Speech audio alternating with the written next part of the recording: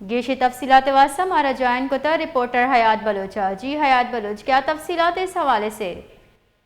जी देखें, एसएसपी केमाड़ी फैजान अली ने press conference करते हुए कहा कि पुलिस एहलकार के कत्ल व दीगर संगीन जराइम में मुलविस लियारी गैंगवार काशिफ सिंधी ग्रुप का शूटर पुलिस मुकाबले में मारा गया है।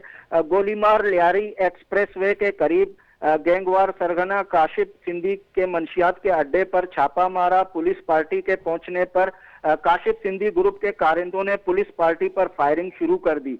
पुलिस की जवाबी फायरिंग के तबादला के दौरान आदिल सिंधी वल्द नूर हसन नामी एक मुलजिम हलाक हुआ है। हलाक मुलजिम के कब्जे से 9mm पिस्तौल बरामद हुआ है। एसएसपी केमाड़ी के मुताबिक मुलजिम गुज़िश्ता साल 24 अगस्त 2023 को दीगर साथियों के हमरा पुराना गोलीमार घास वाली गली में घात लगाकर इलाका गश्त पर मामूर पुलिस पार्टी को टारगेट किया था, जिसके नतीजे में थाना पाक कॉलोनी में तैनात कांस्टेबल आदिल शहीद हो गया था। जी बहुत बहुत शुक्रिया हयात बलोच तफसीलात से आगाह करने के लिए।